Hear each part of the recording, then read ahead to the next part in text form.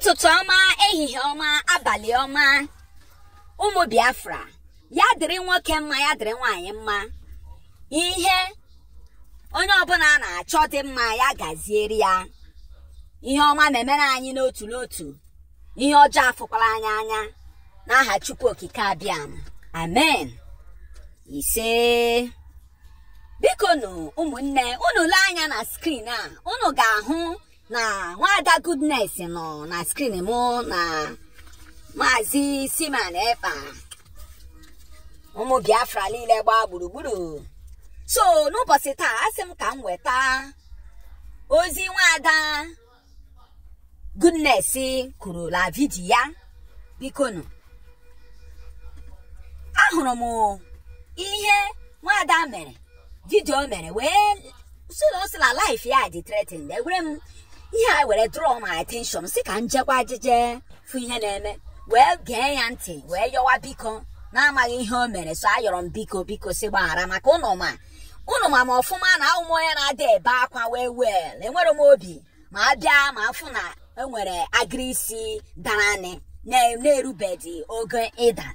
Unu ma na ana m adị ebe akwa gbasatara ya. So mgbe m nụrụ ihe a Nwada Goodness kwuru maka na life ya dị threatened, so ọ draw my attention, wee yọwakwa biko ozugbo si bikonu si gbaghalụ ihe ọbụla wụ ihe Nwada mere, bikonu gbaghara na ya ụmụ Biafra.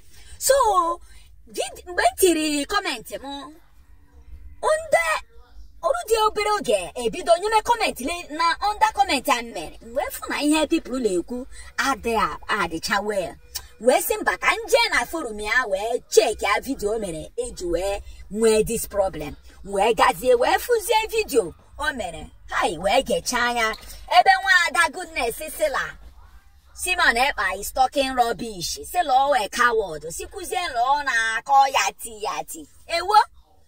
Mana ama m ọfụma na ụmụ Igbo ma nwaanyị ma nwoke ihe eji mara anyị ewu respect. Nne na nna anyị ziri anyị a n'ahụ ka anyị respect the elders. Nwaanyị Igbo kwesịrị inwe respect to nwoke ọbụla, ma nwoke ahụ ọ tọrọ gị ome tọrọ ya, ekwesịrị inwe respect, because respect a dị very important ebe nwoke nọ. Nwoke jiri respect egwu. So eche m na Nwada Goodness ga-eme vidio n'oge eji that respect ahụ azere anyị n'ahụ wee mee vidiyo ya ka ezi nke wee kpọzi ndị high and mighty people enwere na Biafra land, ndị na-pursue this struggle ịpụta in existence, ka ezi ka o ji akpọzi ha afa ọjọọ ọdụrọ mma na ya. So mma ayọ Nwada ka ọ gaa ugbu a, mmasị gị wepụtuo nke i mere eme na ama m ọchịala crowd, and ama m iwe business lady, because it is very intelligent looking at you. So I wouldn't like anything happen to you. Ịghọtara na? So mma like ka ị jaghachi mee vidio maka ife a yọọ biko si gbaghara gị. Ọ dị ebe ọbụla ị mejọrọla nke biko na ha biko gbaghara gị, na ọkwa na obere nwa ka ewu na ị na-asa ahụ n'afọ na ịmadị.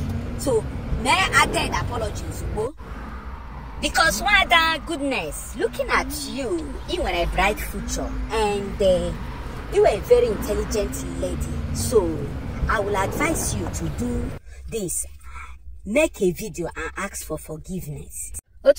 Forgiveness, I believe they will forgive you.